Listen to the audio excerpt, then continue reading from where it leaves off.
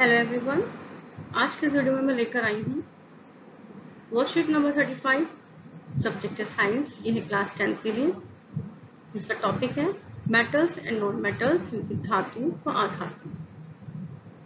और आज की डेट है 23 सितंबर 2020। चलिए शुरू करते हैं आज की अपनी वर्कशीट। ये पूरी वर्कशीट का लेआउट है। सबसे ऊपर आप देख रहे हैं कुछ एंट्रीज आपको फिल करनी है, जिसमें आपको लिखना है सबसे पहले वर्कशीट का नंबर, अपना subject, date, class, name of student and name of your class teacher. तो चलिए शुरू करते हैं। टॉपिक है धातु और धातु। इसके अंदर आज हम पढ़ने वाले हैं बच्चों आयनिक यौगिक के बारे में। आयनिक यौगिक क्या होते हैं, पहले भी हमने पढ़ा था कुछ यौगिक के बारे में कि यौगिक कैसे बनते हैं आयनिक। तो इसमें पढ़ लेते हैं क्या कह रहे हैं। परमाणु इलेक्ट्रॉन प्राप्त करते हैं और इस प्रकार ऋण आवेश प्राप्त करते हैं, उन्हें ऋण आयन कहते हैं। तो बच्चों ये चीज आपको याद रखनी है कि जो भी परमाणु इलेक्ट्रॉन को प्राप्त करते हैं, यानी कि किसी से लेते हैं, ग्रहण करते हैं, तो उनके ऊपर एक आवेश चढ़ जाता है और वो आवेश कौन सा होता है, ऋण आवेश होता है। और ऋण आवेश चढ़ने के बाद वे बन जाते हैं ऋण आयन। कहते हैं ना किसी से लेना गलत बात होती है, बुरी बात होती है, अच्छा नहीं होता है, तो इसीलिए इसके नेगेटिव मार्क्स मिल जाते हैं। तो यानी कि एक ऋण आवेश चढ़ जाता है और उससे वो बन जाता है ऋण आयन।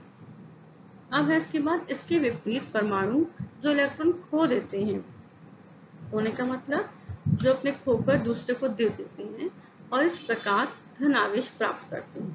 कौन सा, धन आवेश प्राप्त करते हैं और क्या बन जाते हैं, धन आयन बन जाते हैं। देना अच्छी बात होती है। जब हम किसी को कुछ देते हैं तो ये हमारे ऊपर एक प्लस का चार्ज चढ़ा देगा। ऐसे ही आप ध्यान रखेंगे परमाणु के केस में भी, अगर परमाणु अपना इलेक्ट्रॉन किसी को दे देगा तो ये अच्छी बात है। किसी की हेल्प की, दूसरे को कुछ दिया, तो इससे उसको क्या मिल जाता है, धन आवेश मिल जाता है। धन आवेश मिलने के बाद वो हो जाता है धन आयन। तो इस तरीके से आप ये ऋण आयन धन आयन की बात याद रखिएगा। ऋण आयन अधातु होते हैं, ठीक है बच्चों। जो अधातु होते हैं ये ऋण आयन होते हैं, क्योंकि अधातु जो है इलेक्ट्रॉन लेते हैं, वो देते नहीं है। जबकि धन आयन धातु होते हैं। धन आयन क्या होते हैं, धातु होते हैं, क्योंकि धातु जो है वो हमेशा देते हैं अपने इलेक्ट्रॉन्स। इसके अलावा आयन एक परमाणु या कई परमाणु की जटिल समूह से बन सकते हैं, ठीक है। इसका मतलब ये कि जो आयन है एक परमाणु या कई परमाणुओं के जटिल समूह से भी बन सकते हैं। तो एक दूसरा तरीका है ये आयन बनाने का।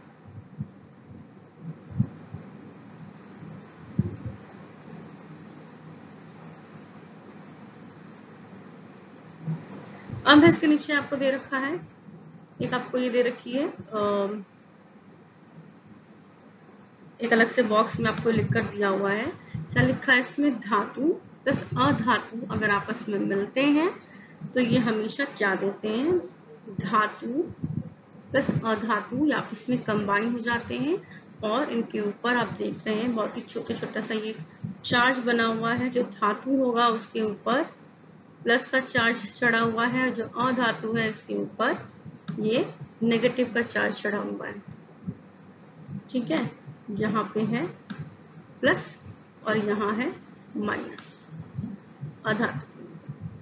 तो ये एक फॉर्मूला है जो हमें याद रखना है कि जब भी हम धातु और अधातु को मिला करके इनकी आपस में अभिक्रिया कराएंगे तो ये आपस में आयन बनाएंगे, और आयन बनाने के बाद में जो धातु है उसके ऊपर प्लस का चार्ज चढ़ जाएगा, यानी कि धन आयन चढ़ जाएगा, और जो अधातु है उसके ऊपर नेगेटिव चार्ज चढ़ जाएगा, यानी माइनस का चढ़ जाएगा।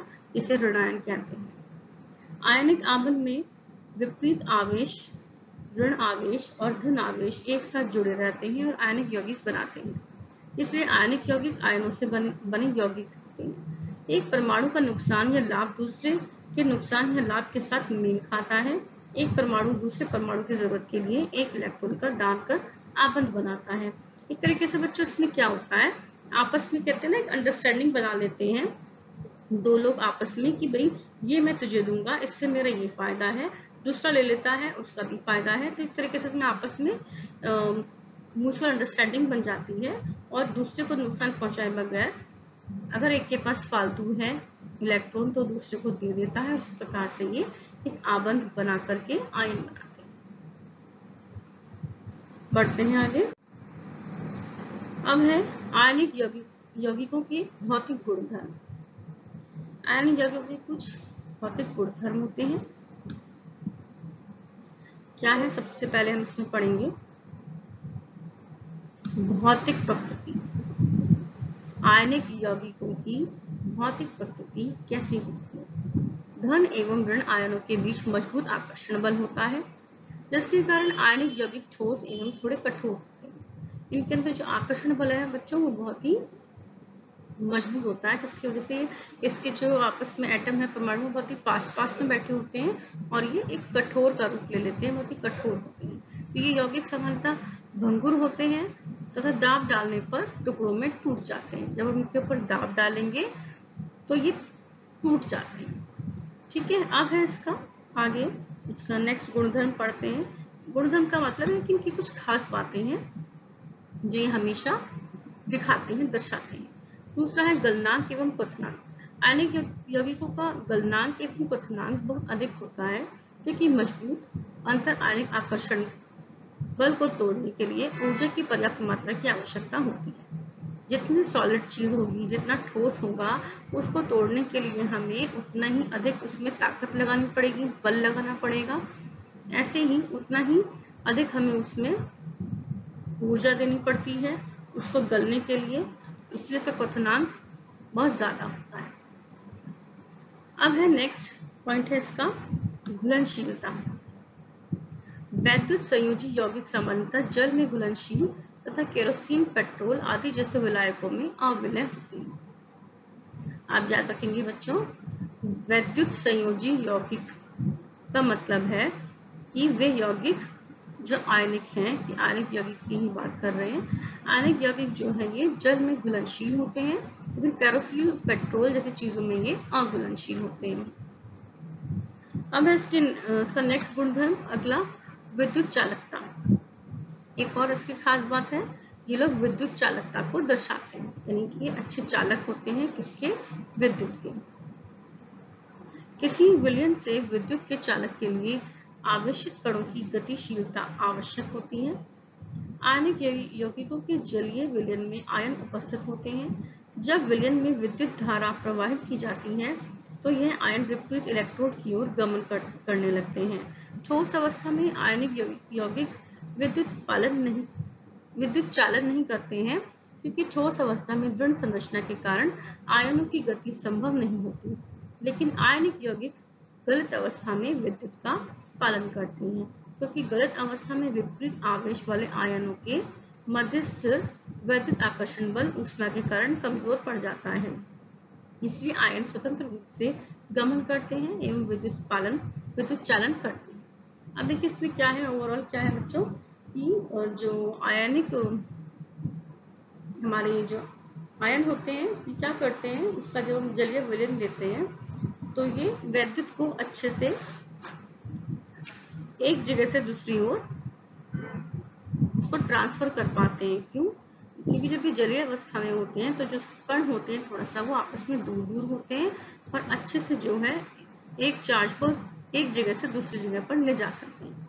लेकिन वहीं अगर ये ठोस रूप में होता है तो ठोस में क्या होता है, कण बिल्कुल भी चलते नहीं है, वो आपस में बिल्कुल धसे रहते हैं और बिल्कुल वो बहते नहीं है। तो अगर वो हिलेंगे ही नहीं तो कैसे चार्ज को एक जगह से दूसरी जगह पर ले जा पाएंगे। इसलिए जो विद्युत चालकता है ये हमेशा जलीय विलयन में ही देखने को मिलेगी। इसके लिए नीचे कुछ एक्सपेरिमेंट करके दिखाया हुआ है। ये बीकर है, इसके अंदर ग्रेफाइट की छड़ें हैं, आप देख रहे हैं जो लगी है ये है। यहाँ पर आपको कुछ एग्जाम्पल दिए हुए, उदाहरण दिए हुए हैं, जिससे कि आप ऊपर देख रहे हैं यहाँ पे भंगुर आयनिक यौगिक। भंगुर आयनिक यौगिक के उदाहरण दिए हुए। भंगुर का मतलब ब्रिटलनेस इसके अंदर होती है कि अगर हम इनके ऊपर थोड़ा सा प्रेशर डालते हैं तो ये दाब से टूट जाते हैं। तो इनके उदाहरण कौन कौन से हैं? NaCl यानी कि सोडियम क्लोराइड, MgCl2 यानी कि मैग्नीशियम क्लोराइड। तो इस तरीके से ये दो इसके इंपॉर्टेंट उदाहरण है, जरूरी उदाहरण है। कुछ उदाहरण यहाँ पर भी दे रखे हैं। NaCl यानी कि sodium chloride, lithium chloride, calcium chloride, calcium oxide, magnesium chloride, ये सब जो है इसके कुछ उदाहरण है। इसके नीचे कुछ दे रखे हैं इनके संरचनाएं बना के कि इनके कण जो है, अणु जो है आपस में कैसे अरेंज होते हैं। अब कर लेते हैं इसका अभ्यास कार्य। अभ्यास कार्य में पहला प्रश्न क्या कह रहा है, परमाणु इलेक्ट्रॉन प्राप्त करते हैं और ऋण आवेश प्राप्त करते हैं, उन्हें क्या कहते हैं, क्या कहा जाता है। अब याद कीजिए, अभी हमने पढ़ा था इस वर्कशीट में कि वो परमाणु जो इलेक्ट्रॉन प्राप्त करते हैं यानी किसी से लेते हैं और उनके पास क्या चढ़ जाता है, ऋण आवेश चढ़ जाता है, तो ऐसे परमाणु को क्या कहा जाता है। तो मैंने आपको इसके बारे में बताया था, ऐसे वो कहा जाता है ऋण आयन। परमाणु जो इलेक्ट्रॉनों को खो देते हैं और धन आवेश प्राप्त करते हैं, उन्हें क्या कहा जाता है, उन्हें कहा जाता है धन आयन।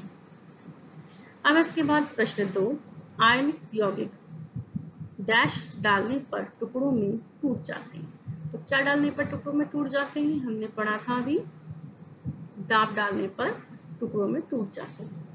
अब प्रश्न संख्या 3, आयनिक यौगिकों का गलनांक उच्च क्यों होता है। हम इसका भी आंसर जो है अगली स्लाइड पे पढ़ेंगे, समझेंगे। एक बार मैं नीचे के क्वेश्चंस पढ़ लेती हूँ, इनके आंसर मैंने अगली स्लाइड पर लिखे हुए हैं बच्चों। प्रश्न नंबर 4 क्या कह रहा है, ठोस अवस्था में आयनिक यौगिक विद्युत का संचालन नहीं करते लेकिन गलित अवस्था में करते हैं, कारण बताएं। इसका कारण बताना है। फिर है प्रश्न संख्या 5, आयनिक यौगिकों में विद्युत चालकता नामांकित चित्र के माध्यम से विस्तार से समझाइए। तो ठीक है, बढ़ते हैं अपने अगली स्लाइड की ओर। तो ये है हमारा आंसर नंबर 3, उत्तर 3। इसमें पूछा गया था गलनांक के बारे में कि क्यों अधिक होता है आयनिक यौगिकों का गलनांक। तो उसका उत्तर में हम लिखेंगे, आयनिक यौगिकों का गलनांक एवं क्वथनांक बहुत अधिक होता है क्योंकि मजबूत अंतर आयनिक आकर्षण बल को तोड़ने के लिए ऊर्जा की पर्याप्त मात्रा की आवश्यकता होती है। यहाँ पर ये एक शब्द लिखना भूल गए हैं, तो यहाँ पर लिख देते हैं, आपको यहाँ लिखना है बल।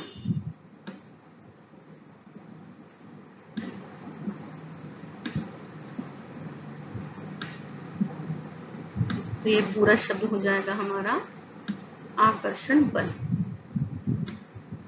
ठीक है बच्चों,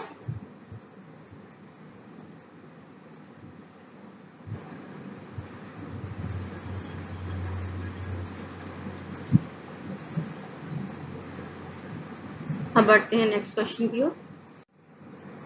ये है हमारा आंसर नंबर 4, उत्तर 4।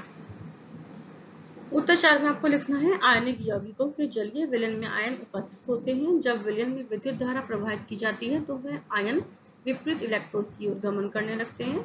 ठोस अवस्था में आयनिक यौगिक विद्युत चालन नहीं करते हैं कि ठोस अवस्था में ऋण संरचना के कारण आयनों की गति संभव नहीं होती। अब इसके बाद आपका उत्तर 5।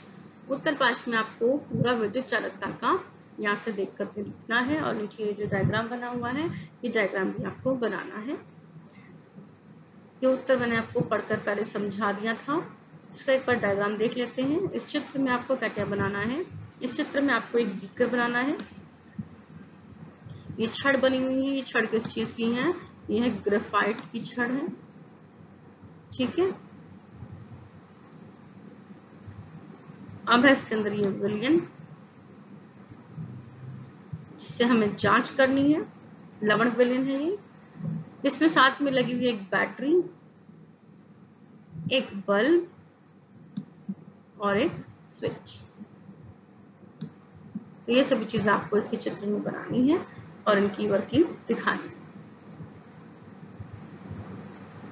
तो बच्चों, उम्मीद है आपको आज की वर्कशीट समझ में आई होगी। हमारी वर्कशीट यहाँ पर खत्म होती है, तो बच्चों जल्दी से पूरी कर लीजिए अपनी वर्कशीट और भेज दीजिए अपनी टीचर को। मिलती हूँ मैं आपसे अपनी अगली वीडियो में।